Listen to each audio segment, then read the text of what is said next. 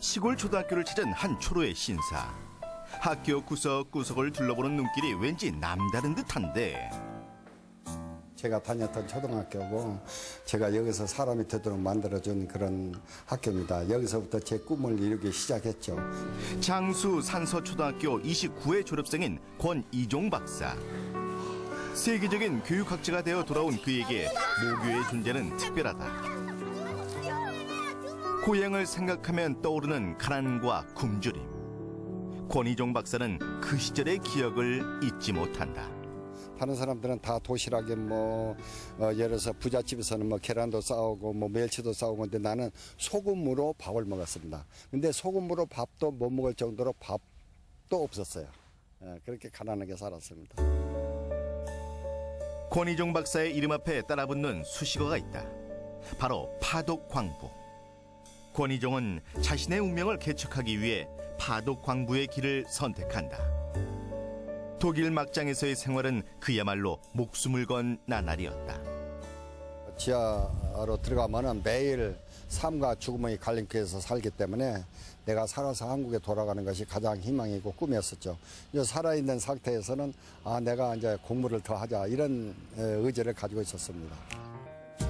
유별나게 공부 욕심이 많았던 권이종을 위해 뒷바라지를 마다하지 않았던 가족들. 오늘의 권이종 박사를 키운 건 고향과 가족, 그리고 넉넉지 않은 가정 환경이었다. 가난을 나는 어떻게든 탈피하자. 그리고 배고픔을 이겨나가자. 거기서 모든 것이 나의 꿈과 희망을 이렇게 끌어나가는 그 무기가 바로 가난이지 않았나 이렇게 생각을 합니다.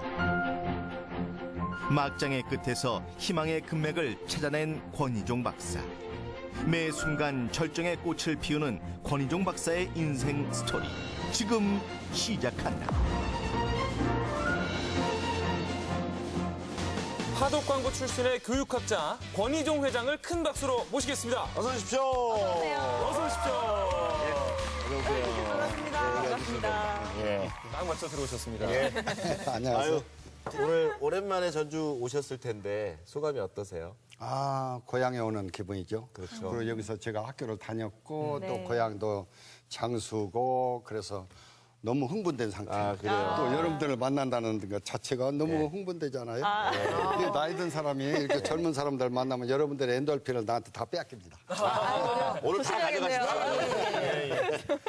자, 오늘 권이종 회장의 역사선을 일단 부제목이 있습니다. 검은 갱도에서 캐낸 희망 금맥. 화려하죠 오늘. 예. 자, 본격적으로 편찬을 해보도록 하겠습니다. 임지영 의원. 자, 금맥을 한번 캐 보도록 하겠습니다. 네. 프로필입니다. 이름 권이종. 1940년 장수군 산서면 출생. 어려서부터 선생님이 꿈이었던 권이종 회장은 가난한 집안 형편 때문에 중고등학교를 어렵게 졸업하고 돈을 벌기 위해 1964년 10월 파독광부의 길을 선택하게 됩니다.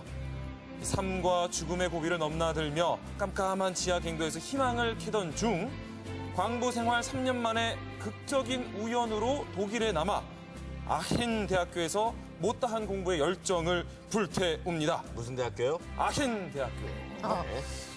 그렇게 한국을 떠난 지 14년 만에 금이 환영하게 된 권이종 회장. 이후 전북대학교와 한국교원대학교에서 교육학을 가르치면서 평생교육에 대해 관심을 갖게 되고요. 평생교육법을 만드는 데 일조하게 됩니다. 현재는 아프리카 아시아 난민교육후원회장을 맡으며 교육 혜택을 받지 못하는 지구촌 빈민아동의 교육을 지원하고 있는 그야말로 자수성가의 모범, 이 시대의 베스트셀러책 권이종 회장님, 당신을 환영합니다. 네. 아이고. 회장님 프로필 듣고 나신 소감이 어떠세요? 근데 한 가지 수정해야 하는데 지금 독일에서 공부한 것만 14년이고 네네. 광부 생활까지 합치면 17년. 17년. 소감이요? 요즘- 소감이요? 예. 소감은 뭐 행복하죠. 황홀하고 짧은 시간에 소개하지만. 예. 근데 파독광부로 이제 독일에 갔다 오셨잖아요. 네. 근데 그 광부들이 아침마다 인사가 있다고 얘기를 들었어요. 네. 그 글리가우프? 예, 맞나요? 발음이 어떻게? 네. 독일어인데 네. 그건 광부들과 광부들 가족들만이 하는 인사입니다. 네. 그러니까 다른 데서는 안녕하세요, 뭐 아침 인사하고 점심 저녁인데 굴리크아우프라는 것은 행복하게 올라와라 그런 뜻인데 그 얘기는 뭐냐면 지하에 들어가서 일할 때 죽지 말고 살아서 올라오라 그 인사입니다. 어찌 보면 굉장히 좀 처절한 인사네요. 그러네요. 무사하게. 그래도 그냥 보통 뭐 가족이나든가 동료들이 만나면 굴리크아우프 그러니까 그냥 다들 모르니까 들어가서 내가 오늘 살아서 올라올지 죽어서 올라올지 모르니까 지하 수천 메다 내려가서 그냥 인사가 행복하게 올라오라. 굴리크아우프 독일어로 인사네요. 굴리크아우프. 그 독일 땅의 공항에서 비행기에서 내려서 첫 발을 딱 디딜 때의 심정이 어떠셨어요? 그냥 그때는 뭐 그냥 가난해서 돈 벌러 가고 흥분 상태에서 갔는데 막 비행기가 막 알라스카를 거쳐서 24시간 가고 저기 뭐 고향에서부터 시험하면 한 30시간 갔으니까 막 피곤해 지쳐 있고 그런데 그래도 비행장에서 내려서 정말 화려한 나라다, 잘 사는 나라다, 막 간 곳마다 막 자동차가 막 널려 있고 막 전부 아스팔트가 깔려 있고 그러니까 참 잘 사는 나라다 그런 느낌. 네. 자, 이 파독 광부 시절 얘기를 본격적으로 좀 해보도록 하겠습니다. 처음에 파독 광부를 신청하시게 된 계기가 있으신가요?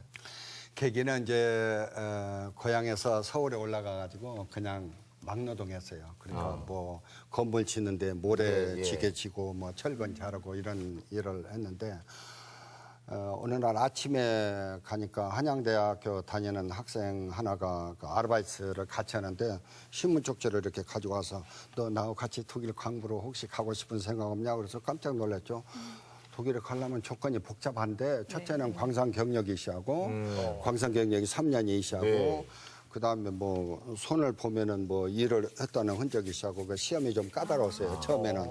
그래서 난 조건이 안 된다. 그래서 광산 경력 조건도 없기 때문에 광산에서 이런 것도 없기 때문에 안 된다 그랬더니 그 친구가 되는 방법이 있다. 그러니까 같이 가자.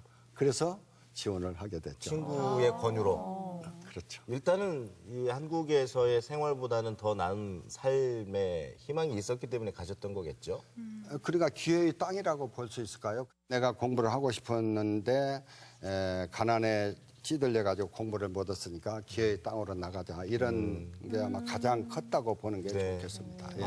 그런데 돈도 벌고 예를 들어 돈이 한국에서 뭐 공무원보다도 10배가 많았으니까 여기서 10배나요. 8천 원 오면은 8만 원. 10배? 네. 이게 일을 책임량으로 하기 때문에 일을 많이 한 사람은 20배도 벌 수 있죠.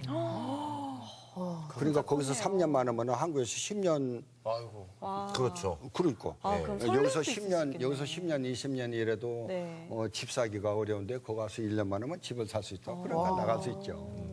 그러니까 그 말씀대로 그때 경쟁률이 엄청 치열하고 게다가 뭐 고졸 이상의 고학력자들이 굉장히 많이 몰렸다면서요. 대개 광부하면은 어느 나라든지 뭐 초등학교 출신들이라든가 아니면 무학자들인데 고된 일이니까. 우리나라는 이제 독일 정부고 계약이 그렇게 돼 있기 때문에 어쨌든 광부로 보내줬는데 고등학교 졸업 이상들이 대 갔어요. 중학교 출신들은 거의 없었고.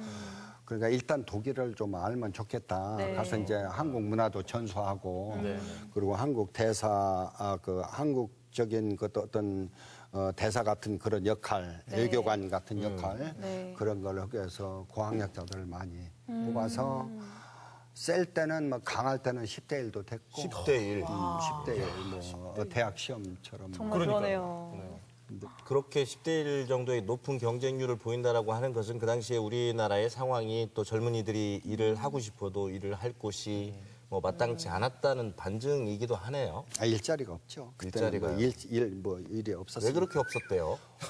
아니 왜 그렇게 없었냐면은 1960년 초반에 우리나라 GNP가 80불도 안 됐으니까 북한보다도 못 살았고 필리핀이라든가 뭐 주변의 동남아 다른 나라보다 못 살았으니까 우리가 그러니까 일자리가 없을 수밖에 없고 그다음에 6.25 전쟁이 일어나고 나서 우리가 전부 국어로고 살았으니까 얼마 안 됐어요. 나 태어나서는 1940년에 태어나서는 소나무 껍질 먹고 자랐으니까 초근목피란 것이 소나무 껍질. 지금 봄철 되면은 막 풀 뜯다가 풀 나물들, 먹고 쑥 뜯다가 쑥 먹고 먹을 것이 없으니까 해방되고 나서 1945년 이후에 먹을 것이 없으니까 40년생이니까 해방되고 나서 6살이잖아요.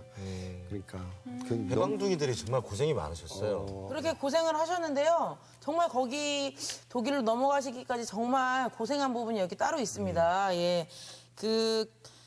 우리 회장님께서 파독 강부에 가기 위해서 경력 증명서를 위조했어요. 흑역사네요. 그렇죠. 이거 굉장히 게다가요 당시 그 경력 증명서 그 위조를 하는데 소 한 마리가 여기 들었다고 합니다. 근데 경력 증명서가 광산 경력 증명서만이 아니고 지금 이제 대학 교수로서 교육학자로서 어떻게 그렇게 위조를 하냐 이 정도로 좀 부끄러운 일이잖아요. 근데 그때 당시에는 지금은 사회가 뭐 어떻다고 얘기하기에는 싫고 그때 당시는 정말 웬만한 문서 다 돈이면 다 해결이 됐었지요. 그런데 이제 내 경우는 어떤 높은 사람을 알지도 못하고 또 광산에 있는 사람도 알지도 못하고 뭐 그때 당시에 국회의원을 한다든가 뭐 높은 사람들 아는 사람들은 소위 말하는 백이 있는 사람들은 다 그런 걸 잘 하지만 근데 이제 내 경우는 이것도 아니고 저것도 아니고 아무것도 아니니까 이제 그 동료한테 물어봤더니 소 한 마리 값이면 된다. 그 광산에서 근무했던 경력 증명서가 필요했던 거죠. 경력증을 만들어내는데 소 한 마리 값이 거의 들어갔다. 소 한 마리 값이면 상당한데 그건 어떻게 마련하셨어요? 그것은 이제 뭐 막연했지만 이제 시골에 형님한테 갈 수밖에 없었죠. 근데 농촌에서는 소 한 마리면 그 가정의 전 재산이거든요. 근데 형님께서 쾌히 승낙하셔가지고 그냥 팔아서 그 돈도 주고 그 브로커한테 돈도 주고 나머지로는 조금 뭐 옷도 좀 뭐 사서 입고 구두를 신고 오라고 하는데 구두가 없어 친구한테 가서 뒤창도 하나도 없는 신발을 얻어 신고 넥타이가 없어야 되고 고려대학교 다니는 친구한테 가서 넥타이 하나 얻어 주고 지금 막 넥타이가 집에 한 100여 개 있습니다. 그때 구두도 뭐 많이 있고.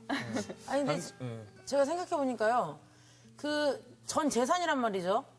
그럼 저 같으면 그냥 그 전 재산으로 다른 걸 했을 것 같은데 굳이 그거를 브로커한테 돈을 줘서 굳이 거기 가서 일을 하셨어요. 그런데 독일에 아무나 갔어. 그때는 뭐 독일에 간다는 건 상상을 할 수가 없었죠. 거기 우선 합격을 했는데 합격을 했는데 포기한다는 건 그 근데 그 합격하기 전에 합격될지 안 될지 모르지 않나요? 예. 이거 이렇게 만들고 나서 그럼 합격한 다음에 만드는 거예요? 가지고 그걸 위조를. 네, 합격증을 가지고 이렇게 합격했습니다. 그 뒤에 증명 서류로. 이제. 이게 이제 다 뭐 거의 약속해놓고 시골 가서 이제 다 이렇게 짜졌단 말이에요. 판이 이렇게 다 이렇게 판이 짜졌어요. 짜져 있다는 거지. 안 되면 못 가는 거지. 아니 저는 광부의 시험을 보잖아요. 신체 검사도 보고 그게 그렇게 어려웠다고 얘기 들었거든요. 몸 무게가 60kg가 넘어요. 60kg이. 근데 몸무게가 예, 60kg가 안 되면은 이제 안 되는 거야.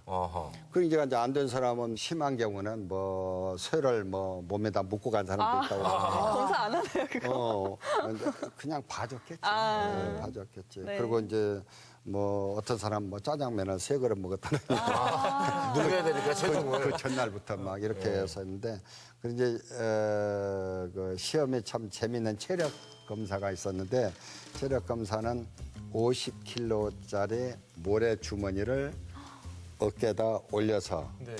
저기 100m 뛰어갔다가 와서 쓰러지면 불합격. 50kg. 갔다 오면은 이제 50kg를 들어서 올려서 그런 것도 있었고 신체 검사가 뭐가 어려웠었냐면은 회충을 엄청나게 봤어요. 그때는 기생충. 예. 회충, 기생충이라고 지금은 잘 모르는데 약이 많아서 한국에서 신체 검사에서 정확히 못 해가지고 독일 간 사람을 거기서 기생충이 나타나면은 독일 병원에서 다시 신체 검사해가지고 격리시켜버렸어요. 예. 지금 폐결핵 환자처럼. 그래서 완전히 치료될 때까지 격리시켜서 할 정도로 기생충이 없었어요. 그런데 그때 당시 우리나라는 약이 그렇게 발달하지 않아서 그런 일들이 많았었죠. 그 신체 검사는 무난히 합격을 하셨나요? 별 문제가 없었어요.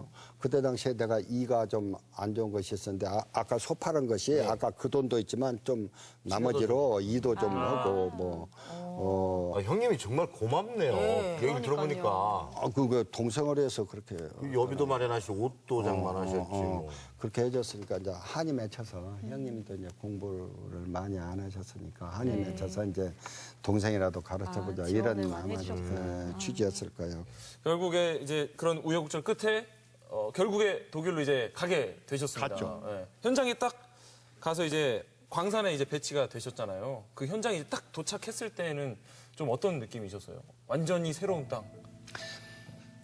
그러니까 이제 그 지상에서 이제 교육 일반적인 교육을 때는 상관이 없어요. 네. 그런데 이제 교육 중에도 이제 지하로 내려가야 하잖아요. 지하로. 근데 되게 이제 여기 같으면 MBC 방송국이 있는 데서 내가 지하로 내려가면은 일하는 곳은 더 저기 덕진이나 아니면 뭐 또 더 가서 아니 이렇게 지하에서? 수직으로 내려가서 또 전철을 타고 3km 내지 4km 또 가야만이 막장이라는 데가 있어요. 막장. 막장. 네네. 그러니까 이 전등 하나에다가 의지를 하고 지하로 이렇게 1000m를 내려가는데 사람을 싣고 내려가니까 줄이 끊어지면 안 되잖아요. 그래서 쇠줄이지만 한 500m 내려가서 또 갈아타고 또 500m 내려가고 그래요. 그럼 거기서 내려가지고 또 이제 이게 기차를 수직 기차로 보시면 돼요. 기차를 수직 기차. 이만한 칸 하나에다가 20명 싣고 또 싣고 또 싣고 또 싣고. 그래서 밑에 내려가서는 이제 전철로 이렇게 가죠. 가는 데만 몇 시간 걸리겠네요. 몇 시간이 그렇게까지 안 걸리고 한 10분 내지 20분 걸리는데 10분 내지 20분밖에 안 걸리는데 몇 시간 걸리면 광산 일은 8시간. 그러니까요. 몇 킬로라고 그래가지고. 분위기가 어떤 영화인데 상상을 할 수가 없죠. 왜냐면 막장이라면은 상상을 할 수가 없어요. 왜냐면 내가 눈을 감고 들어가면서 내가 오늘 살아서 올 건지 죽어서 물론 나는 이제 신앙 생활을 했지만 이제 하나님한테 맡기지만 그 사람들 그러고 나서 또 금방 팔이 떨어져 나간 사람도 있고 사망한 사람도 있고 그렇기 때문에 그리고 막 지하에 들어가면 물이 막 많이 떨어지잖아요. 여기저기서 막 이런 것 때문에 무시무시하고 그 분진도 굉장히 힘드셨을 것 같아요. 분진 그 가루들이요. 이게 광산 이게 막장이란 게 인류 사회에서 남자들이 제일 싫어하는 직업이 광부입니다. 왜냐하면 세 가지 악조건이 있어요. 여러분들 국제시장 보셨겠지만 네네네. 국제시장 보면 가스 폭발하잖아요. 네. 이게 가스가 여기저기 모여 있는데 막 바람이 들어와서 다 가스를 밖으로 내보내도 가스가 모여 있는 곳에 위에 있는 천정 위에 있는 돌이 떨어지고 밑에 있는 돌하고 부싯돌이 되면 폭발돼 버립니다. 점화가 돼요. 점화가 되는 거죠. 그래서 이제 가스. 가스 폭발. 그다음에 지하 1000m 무게가 나를 누르고 있잖아요. 네. 여기 나는 이 공간에서 일을 해야 하고. 그러니까 이제 천장이 무너지면 낙반. 예. 거기서 죽어요. 예. 그다음에 온갖 기계 이제 팔다리도 떨어져 나오고 이제 이런 죽기도 하고 그런데 그다음에 가장 안 좋은 게 먼지죠. 예. 먼지. 그래서 미세먼지가 저는 싫습니다. 지금. 네. 그래서 이제 그 어느 나라든지 막장이란 것은 남자가 더 이상 갈 곳이 없다. 그게 막장입니다. 그러니까 어느 나라든지 가장 일하기 싫어한 게 광부예요. 중국은 1년에 4,000명이 광산에서 죽습니다. 1년에. 이제 북한도 많이 죽고 그런데 어쨌든 광산은 위험하다. 그래서 미세먼지가 싫다. 네. 엘리베이터 같은 건 어때요? 엘리베이터도 싫어서 나는 서울의 높은 빌딩을 안 올라간다. 아니면은 걸어서 내려온다. 어쩔 수 없이 혹시나 올라갈 때는 그냥 어쩔 수 없이 올라가지만 뭐 내려올 때는 계단으로 내려올 때는 계단으로 내려오는 것이 습관화되어 있다. 거기에 대한 트라우마, 무서움, 공포. 아니 근데 그 듣자니까 코담배통이라는 게 있었다고 들었는데 코담배. 담배통? 코담배라는 이야기는 아마 여러분들이 처음 들을 텐데 코로 담배를. 네? 코로 담배를 핀다고요? 입으로 하면 연기가 많이 들어가니까. 네. 그게 아니고 독특한 해석입니다. 그게 아니고 뭐 광산 안 가본 사람들이 자꾸 얘기를 해. 그러니까요. 코담배라는 것은 코로 담배를 피운다는 게 아니고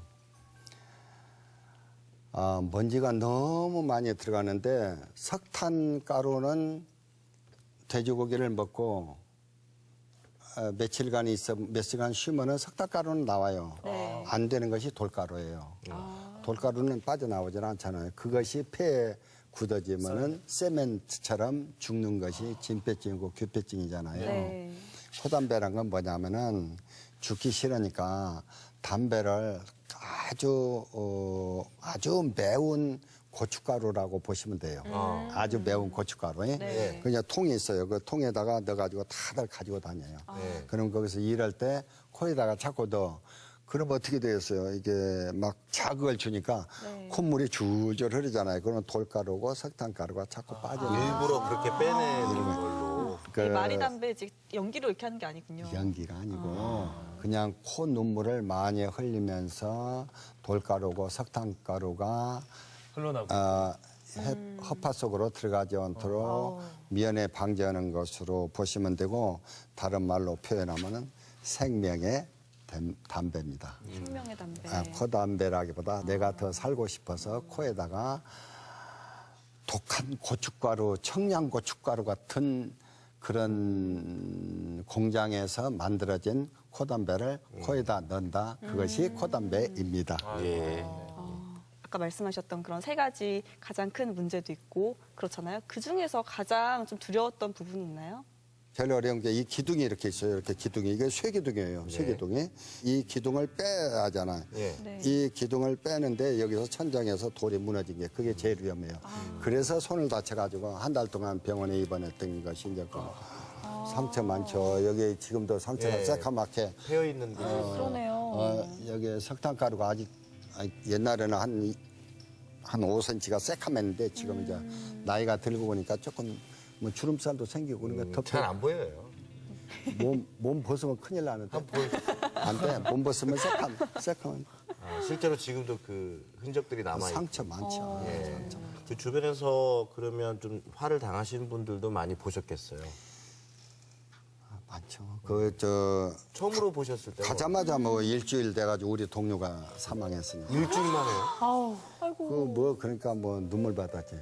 뭐 똑같은 동료가 갔는데 그래서 아까 위험하다고 그러잖아요. 광수하는. 저는 이렇게 살았다는 것이 참 행운합니다. 그리고 뭐 다친 곳은 여기저기 있지만 그런 대로 뭐 어떤 신의 도움이었던 하여튼 부모님의 도움이었던 도움을 받아서 건강하게 한국에 돌아올 수 있었다는 거. 왜냐하면은 거기서 죽은 사람들에도 많아가지고 뼈를 독일에 그 공동묘지에다가 공업묘지에다가 묻혀 있는 사람들도 많고 또 많이 다친 사람들이 많아가지고 장애인 협회도 지금도 독일의 장애인 협회도 있고 저는 이렇게 건강해가지고 오늘 여러분들을 만나고 아, 정말 다행입니다. 이렇게 말씀을 들어보니까 글리가우프라고 하는 그 인사가 의미가. 더 크게 다가와요. 네, 맞아요. 예. 자, 이쯤에서 예. 제가 권희종 회장님의 애장품을 소개해드리도록 하겠습니다. 애장품을 보여줘. 하나, 둘, 셋, 할 줄 알았죠? 예. 자, 저희가요, 저희 회장님의 일기를 좀 가져왔는데요. 현재 파독 광부 기념관에 전시가 돼 있어서 저희가 그걸 가져오진 못했고요. 이렇게 한 사본만 좀 가져왔습니다. 네네. 사실 뭐 제 자랑일지 모르지만 자랑이죠. 그거에 광부들이 8,000명 갔고 간호사들이 12,000명이 갔습니다. 근데 2만 명 중에 일기를 꾸준히 쓴 사람은 저 혼자밖에 없습니다. 매일매일 쓰셨어요? 거의 매일이지만 거의 매일이지만 이제 피곤할 때 다치고 그러면 못 오지만 그래서 그 일기장에 서울의 대한민국 역사박물관, 그다음에 우리가 만든 박물관, 그다음에 남해 독일 마을에 가 있어요. 오리지널은. 그 일기가 이렇게 있기 때문에 일기장을 가지고 오는데 나 가방 무겁고 나이도 들고 그래서 오늘 그냥 복사만 해가지고 왔어요. 그것이 이게 1964년 10월 5일에 독일에 갔는데 그게 아마 11월 며칠일 거예요. 이게 저게 뭐냐면 가서 나 한 달도 안 됐잖아요. 네. 내 삶이 얼마나 무서운가를 표시한 것 중에 하나예요. 이게 생과 사라고 그랬잖아요. 네. 가장 생과 크게 사. 지금 그다음에 이렇게 맨 밑에다가 독일어로 써놓은 것은 뭐냐면 내가 여기 독일에 있을 때는 세 가지 조건이 해결이 돼야 한다. 첫째는 건강. 두 번째는 돈. 돈이 있어야 내가 한국에 사니까. 네. 세 번째는 뭐냐? 나는 죽어도 공부해야 한다. 그 세 가지가 거기 있습니다. 공부가 세 번째셨어요. 저 공부라는 것이 스튜디움이라는 것이 저런 절박한 상황에서도 네. 공부라고 하는 거를 순위에 그러니까요. 두셨네. 광산에 이 전등, 광산은 이 전등이 있잖아요. 예, 랜턴. 휴식 시간마다 람페, 예. 휴식 시간마다 이 전등 켜고 독일어 공부한 새카만 책이 있습니다. 그래서 그 갱도 안에서 거기서 공부를 하셨어요? 그 안에서 10분이고 20분이고 공부를. 와. 그래서 독일어 책을 거의 외우다시피 한 책을 정말 지독하게 하셨네요. 공부를 되게 좋아했어요. 네. 여기 제가 일기를 한번 여기 좀 짧게 읽어드릴게요. 내용 모를 텐데 우측에 글씨가 하도 난 악필이라 저는 더학필이라 읽을 수 있어요. 우측만 읽어. 우측. 예, 저 더학필이라 읽을 수 있어요. 좌측은 그 애인 만나는 거니까.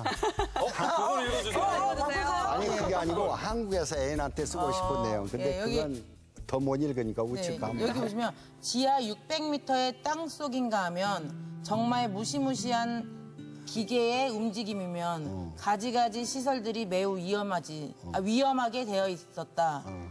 정말 하나님이 같이 하심이 아니고서야 내 몸이 온전하리요. 그리고 여기 보시면 좌우간 나에게 3년간 주어진 임무다. 임무다 해가지고 세 건강, 가지. 예. 그다음에 돈, 그다음에 공부. 예. 그걸 한 달 만에 독일어 거기다 써놨잖아요.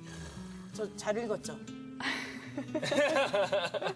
아니 그렇게 힘든 상황에서 막장이라고 불리는 그런 공간에서 공부까지 이렇게 하셨다는 게 한편으로 참 독하다는 생각이 드는데 그 힘든 시기를 이제 버틸 수 있었던 가장 큰 원동력, 힘은 뭐였을까요? 운동령은 내 꿈은 초등학교 교사. 그때 당시에 그때도, 네. 초등학교 2학년 때 내가 다녔던 초등학교 담임쌤이 나를 굉장히 귀엽게 봤어요. 지금은 안 귀엽지만 굉장히 이뻤대요. 아니요. 지금도 이쁘세요. 잠깐 녹화 끊어질 때마다 얼마나 귀여우신가요? 표정 같은 한.